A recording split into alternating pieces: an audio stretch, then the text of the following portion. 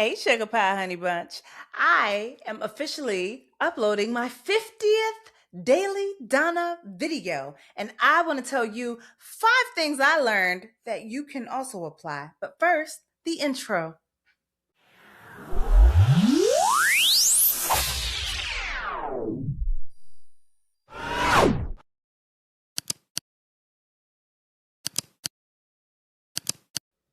And welcome back to another episode of the Daily Donna with me, your host, Dr. Donna Oriowo, sex and relationship therapist in the Washington, D.C. metro area, author of Drink Water and Mind Your Business, a Black woman's guide to unlearning the BS and healing self-esteem. And I just want to say, 50. I'm halfway through this challenge that I started February 1st at the behest of Glow Atmos, who was basically saying, just whatever you want, go get it. And that challenged so many people to just get on here every day and know that these first 100 videos are not even for, it's not even for them, it's for you. So I want to tell you 5 things that I learned that I think are also applicable to not just me. Why are they not just applicable to me? Because I'm special, sweetheart, but I'm not that special. There's often something that we can learn from someone else's experience. And I know that for me, I enjoy the part where I do my experiential learning. Yes, that's kind of fun. But, whatever things I can avoid through someone else's learning, I like that too. So let's start with number 1. The first one here is starting new things feels more scary than it actually is, particularly because of the stories we tell ourselves. Look, all of us tell ourselves a story. That is a thing that we do when we don't have enough information, when we only know the little piece that we know, we fill in the gaps of our knowledge with a story. This is the same thing that I tell or I have told parents where it comes to things like sex ed.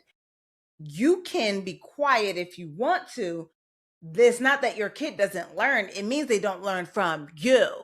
And the same thing goes with starting a new experience. We don't know what we don't know until we know it. And I know that a lot of us, we want to know before we start. We want to know what the end result is going to be. We want to know what we're going to gain. We want to know what we're going to get so that we can celebrate early almost and sort of take away any question of what this whole thing is going to be. And I say, yeah, that's cute. We always want to skip to the good part, but you can't, friend. You have to actually experience the fullness of whatever process that you're in, which means there's no skipping to the good part. There's no point in the story that you create other than that story is designed to stop you. I said that I was going to start this journey in January and punked out. I'd heard about this thing and was considering it in December and punked out. I wasn't ready. I gave myself every manner of excuse as to why I shouldn't start when I was starting until my therapist hit me with she gave me this homework that was like, okay, write down every reason you give yourself for not starting something. And I was just like, well, I'm not doing that homework. I don't like it. It feels violent. So I just stopped putting these long gaps between what I say and what I do. I was just like, okay, let me get to it. And that was the reasoning for that. So for you in this one specifically, I want you to consider, what story do you tell yourself to stop you from starting whatever that thing is that you're wanting to try? Like for me with skating, it was, well, if I fall, like I hurt myself and I ain't got hospital money. When the first time that I wanted to try blue hair, I was just like, well, you shouldn't do that because it's inappropriate for someone of your profession. It's inappropriate of someone of your skin tone. It's inappropriate for someone of your age. I was giving myself every reason why not. Same thing with like midriff tops. I didn't wear my first midriff top until I was 30. And I think some of it is because I had other people's stories in my head about how you basically a hoochie mama. And now I got a bunch of midriff tops and I'm just like, you know what? Actually, I like this. I feel comfortable like this. Why shouldn't I be wearing this? And I think that we all have a story. Sometimes the story is your story, but sometimes the story belongs to someone else. So tell me in the comments, is it your story or is it someone else's story that's stopping you? Here's my number 2. The second thing that I learned during this process, I would say that like I did find YouTube a scary place. So the second thing I learned is I get to take my time and to take space and not apologize for it. And that one is huge for me because I got used to trying to fit everything that I needed to say in 60 seconds, then in 90 seconds, and then in 3 minutes. And when we got to 3 minutes, I was like, all right, a girl feels like she won for real, because trying to figure out how to teach what I wanted to teach or talk about what I wanted to talk about in a 60-second space felt like I had to cut out so many pieces that bring nuance and context to a conversation. And with YouTube, I feel like there's fewer opportunities to fully misunderstand because I have more room to just speak. I'm not trying to get it all in 3 minutes. You can put the thing on 2 times speed if that's the thing that moves you. And more times than not, I'm also going to put subtitles so that you can still follow it with what I'm saying. And it just feels like a more like I get to have a conversation instead of like I'm sending a text message. I personally don't have conversations through text because I feel like it leaves too much room for misinterpretation. I use text as an asynchronous format of communication, usually where I'm just going to be like, and here's a thing where we can get together, or let's have a conversation, or what have you. I don't want to carry on, like when you got something real to say, and sometimes you just want to be like, girl, girl, right? You can write all of those things in a text. I won't. I need to hear the tone. I need the inflection. I need the volume.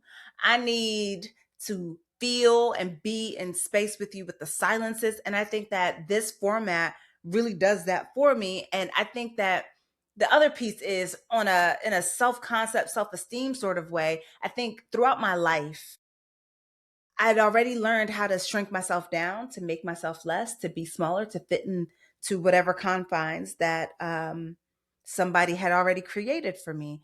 So doing it for other social media platforms to stick to 2 minutes or to 3 minutes, it was kind of doing the same thing, taking pieces of me out of the context in which they are grown in order to have a quicker conversation, hoping that people would want to know me enough to have the longer conversation. But here, I feel like in some ways I'm building brand new, because YouTube has never been my hero platform, right? And now it is like the main space that I'm on. I'm not really checking for the other ones like that. The only other platform that I'm on with regularity is Threads. Um, Something I never knew I thought I would ever like, ever. But love it down bad over there. But I get to take my time. I get to take up space. And doing that through this platform and allowing myself to make mistakes and keep and keep a lot of those mistakes in. I don't edit a lot of that stuff out. It has given me a completely different concept of myself, in that I get to be a human here too. That I don't have to say something perfectly the first time, that I can have a meandering thought with you, that I can have a concept and see what grows from a concept, which has been fun for me to sort of relieve some of that pressure, and the performance of perfection that is almost required when you're entering an online space. Not that I was ever in it like that, because I mean, I know that some of the girlies, they won't turn on the camera without makeup, right? And I love that for them if that's what they want and that's what they need and that's what makes them feel comfortable. I don't have judgment for that. But I also get to stop having judgment for me, for how I show up. And I like that. I get to take space. And I feel like in the comments, I get to make space. So, your second directive here is, where do you get to just take your time, meander, just be there, take up space? And what has taught you to take up a little bit more space? The third thing that I've learned is that repeating yourself is not a bad thing. Let me tell y'all.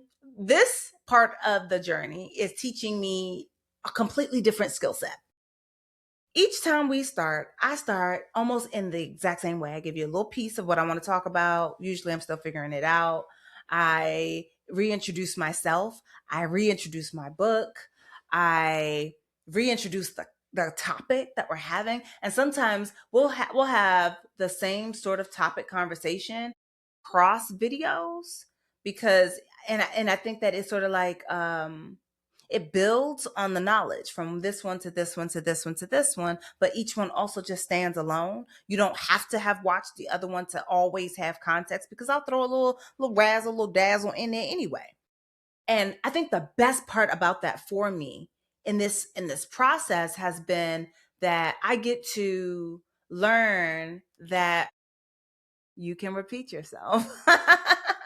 Look, that's one thing. Like, some people do social media really well, and I would say that I do okay. I'm probably like just passing the class. Like, if it was a class, you get those A B C D E's, or F's, depending on where you at.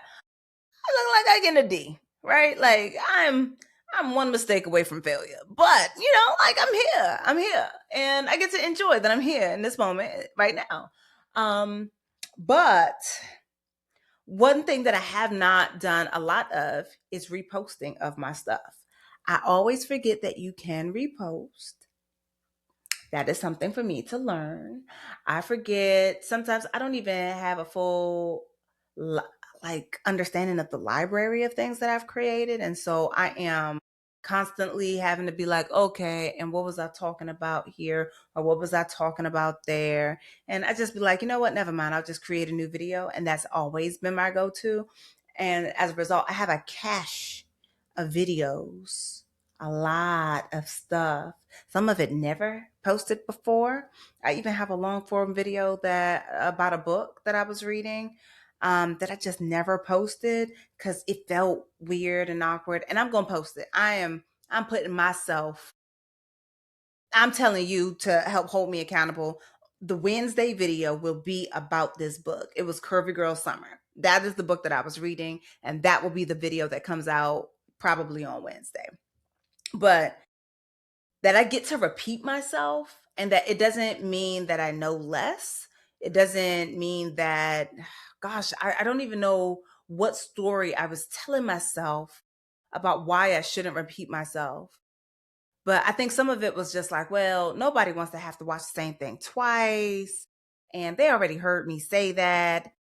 Do I have a development of thought? And there's also a piece that's like legit, like, well, that's what I thought last year, but what I thought has changed, or I've grown and I have new thoughts now. Shouldn't I share my new thoughts? Yes, I still agree with these old thoughts, but like, is it appropriate for me to talk about this thing again? Like, it's kind of like that. And even now in this moment, I'm having the idea of, oh, well, why don't you just start with that video and talk about what's changed and why you get to grow, and what change, like, what's the thing that you read or saw or listened to, or the life that you've lived that helped this thought process to grow. And it's still, for me, new stuff. That's all I'm gonna say there. So, are you a person that repeats yourself? That's my question to you. The fourth thing I've learned, is more like a reminder. It's a relearning, not a new learning, and that's that you get to feel away. You get to feel the way that you feel, when you win and when you don't, but don't stay there. Sometimes when I have a video that does very poorly, I want to take a break from social. But the converse of that is also true. If I have a video that does very well, I don't want to post anything else, because I'm just like, this is the peak, baby. You can't get no better, right? I think I'd be looking for like which one of these videos is going to be my confessions, right? Like, like that. To me, Confessions was like Usher, like the Usher album. I was just like, yo. And I feel like it was his Thriller, or and Michael Jackson Thriller, right? So I'm like, oh, this video might be my Thriller.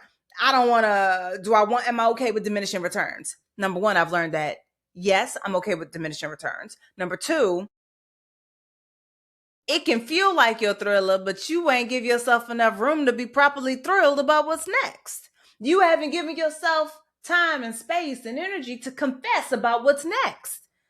And sometimes it feels easier to rest on the laurels of that win than it does to push yourself forward, because you're worried that you're going to lose. And it's like, what story that sort of returns to So, like, number one, what story are you telling yourself about the heights that you can reach if you think that this is the best that you can do? You ain't even tried for real yet. And what would it look like if you actually legitimately tried? And that is the thing that I think I'm learning more than anything, that I get to feel my feelings, but I still have to try. And that I don't get to give up because, like, for example, during these first 50 videos, my best performing video to date is this one. It's the Tyra video, right? It's the is she sorry video. And I recognize that it's a combination of things. I'm talking about Tyra at a time where people were talking about Tyra, but I'm bringing a slightly different perspective, right? So it's like all of these things were married together for this video to be one of the best. And it's not even my favorite video anymore, right? Like, it was my favorite because it had the most engagement on it, and I love the engagement. However, since then, I realized that while I want the numbers, I love the conversation, and it feels even better when it doesn't when it's something else, right? Like when I started the conversation, not just responded to a conversation in progress. And so for me, one of the examples of that I feel very strongly about is just like the one about women apologizing, over apologizing. That's become one of my favorite videos. And the one about, like, are girls conniving? And is that why they say that boys are easier to raise? I feel like the both of these videos, these are conversations from my actual life that brought into an online space. And now I'm just like, yeah, could the Tyra video be my thriller? Like, it's the best video that I've ever had on this channel? Could be, but I won't know if I don't keep going, right? Like, I won't know if I stop here whether or not I could get better, or if I've reached my peak. I don't know. Anything is possible. Um, so this is me reminding you that you're allowed to feel your feels. And if you don't know your feels and you need to brush up on that, I recommend getting my feelings chart. This chart here, I created this for my very first book baby, Cocoa Butter and Hair Grease. And you can buy it as a poster. You can also get it as a digital download. It's in the bio, but show notes or description, whatever, it'll be there. The fifth and final thing that I'm sharing today that I have learned from this journey of going from 0 videos on a daily basis to 50 videos, this being number 50, this fifth lesson here is, don't forget yourself as one of the reasons that you're here. And I think that's the one that I've been needing to sit with the most. I think it's the one that I forget the most, that I am part of the reason. Um, I think that we get let me stop saying we, right? Like, I think I get caught up in what I want to teach. So specifically, I get more into the information. I am more into the presentation of said information. And somewhere along the way, sometimes I forget that I'm in it too. And so I'm thinking more about the people on the receiving end, if there's anyone, how they've received it, if there are comments that tell me so, or likes or shares or anything like that. But really, the comments, because that one feels like we're in a conversation. And I think I forget that it's not just for the likes, the comments, and the shares, right? It's not just for the views. It's not just in trying to reach this arbitrary, quite frankly, it is a very arbitrary goal to say I want to reach 100 videos of daily posting. It's arbitrary. It's just a number. I think the main thing here is that I don't want to forget that I'm in this, that I am learning what it looks like when I dedicate myself to something. I'm relearning what it looks like for me to dedicate myself to something, for me to know that Sometimes a video legitimately just gets 6 views, and that's all it's going to get, honey bunny, right? For me to still come back the next day, for me to learn me and allow the fact that I want to learn more about me to be as good a reason to do something as anything else. I'm an eldest daughter. I'm a first gen. I'm a firstborn. So much of my life has been in being in service to others, of not necessarily having people to have it or have me in the same way. And that's not to say I've gone unsupported, because that's not what I'm saying. What I'm saying, though, is there's an expectation, because I am a Nigerian girl, because I'm a Black girl, because I'm a girl, because I'm an eldest born child, because I'm an eldest born daughter.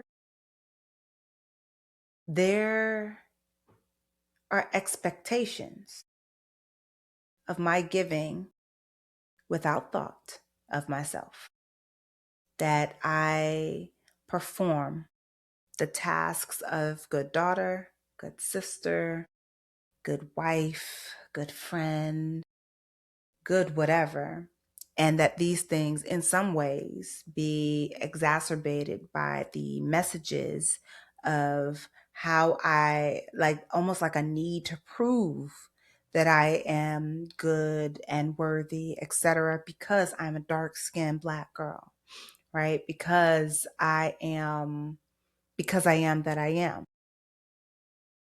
And I don't see those things as detractors that require additional labor on my part. And so, not forgetting myself as part of the reason, right? Like, not allowing myself to be almost washed into my own background, that it's, oh, well, I wanted to teach. I wanted to offer another space for people to learn. I want to offer a space for people to learn from a different angle, that it can't just be about you. And you are special and you are lovely. And I'm happy you're here. And it still gets to be about me, that it gets to be about me fulfilling my calling to teach, that it gets to be about me finding my voice, my comfort, my space in an online forum, and that it also gets to be something that I can watch back on these first 50 videos and know that I'm just finding my place. Like, I know in the first video that you might not know, I was sweating like a sinner in church. I know that I recorded the first video 3 times. As in, there was the first video that I ever recorded specifically for YouTube, specifically for this series, um, before it had a name, was the video on Danielle, I want to say her name is Danielle Allen's book, Curvy Girl Summer. I know then I caught myself starting over, and I wasn't going to post that video at all. And so I recorded the first video that I called 365.1, because I said I wanted to do 365 daily posts, and I don't know if that I'm doing that. So let's get to 100 first, and then we can reevaluate. And then I scrapped that. And then I recorded the Jack of all trades video, which was the first one, and it doesn't have a cover. And I just like, girl, put it up there, because anything that was going to be a barrier, I just wasn't going to engage in it. And doing a cover and doing all that other stuff, it was going to just serve as a barrier. But for me, just posting it was the win. And I think allowing myself space to learn and grow and feel out what it's like to be here on YouTube every day, that's for me. And it gets to be for me. For me, I get to feel happy and proud. And I must say that getting to day 50 feels very sweet, because in getting here, I have I've received like 2 suggestions in the suggestion box. The link is in the bio. If you have a suggestion, a topic suggestion or a question or comment or something that you want me to personally see and to make a video on, you put it in there. Anyway, it has been awesome to get that, right? And then I got my first how you call it, off platform message. Someone messaged me directly on Instagram. She said she watches the videos. If you watching, say hi. And I was just like, oh snap. Something I said resonated enough that somebody went and found me on a completely different platform. And that's kind of dope. I have no idea if I've ever received a book sale from doing these videos. Perhaps I should do something specifically for y'all. So let's say I'm going to do a giveaway. So the only people who will know about the giveaway are the people who got to this point. Because if you didn't watch the video, you don't get to know. So if you are entering the giveaway, I need you to put a yellow notebook in the comment section and say entering, or no, don't say entering. Put a yellow notebook and tell me the last thing you ate. I don't know why I am obsessed with what you ate. Hopefully you ate today. And if you didn't, go eat. Anyway, whole point is that this process has been such a learning process, and it feels like something that I'm taking me for the ride. I'm taking me on this journey. It's starting something new. It's actually talking about my book and not allowing it to sort of fade into the background. BT dubs, I have sold over 2,000. I'm at 2,200 books or something like that sold, but the goal is still to get to 5,000. I have no idea if 5,000 can be reached by May 13th. That's when the book turns 1, but that's still the goal. Keep it all crossed. This has been a journey, and I'm proud of me. And here's to 50 more episodes for sure. And I will be back tomorrow because this is the Daily Donna and we're having conversations every single day. So thank you for joining me on this journey. If you made it this far, you already know what to do. And if you want to enter for a free book, mind you, the book that you're going to get is a little bit damaged. It's not that damaged, but it's damaged. It's a little bit damaged. Okay? And I will sign it. I will ship it. I will send it off with love. But just thank you. Thank you for joining me on this journey. Thank you for putting up with these first 50 videos because, some of them jaws is rough. Someone had mentioned that, like, when you're first starting something and you're unsure, you tend to speak in like this upper register, like at the top of your throat, because you're in some ways trying to find your voice and yourself. And then I was reading Permission to Speak by Samara Bay. I got something in my eye. And she was talking about how women in particular are often trying to hold their bodies together in order to look a certain way. So we don't release our bellies. And she said, grab your belly and you shake it. And you do all these like voice things to sort of allow your voice to peek through, to give yourself permission to speak and to use your entire body and your entire breath to do so, to help you carry the conversation. And I feel like those things, like if you go back and watch the first couple videos, I'm talking high, right? Like I'm high and almost artificially animated. And when I'm nervous, I do get more animated. But when I settle in, I'm still animated. I'm just animated in a different way. And it's me. All right. Anyway, I'm gonna shut up now. I want to say thank you. You're the bee's knees. Thank you for watching. Especially if you made it this far through all this lovely rambling. You're the bee's knees. Thank you. In the meantime, thank you for joining me for another episode of the Daily Donna and for going through my 5 lessons learned. And you let me know, what are 5 lessons that you learned from me during this entire process? Maybe 5 of your favorite videos. You can go ahead and tag them in the comments below. And I will see you when tomorrow, because this is the Daily Donna, and we have our conversations with a therapeutic edge every day, at least 400 days. Bye.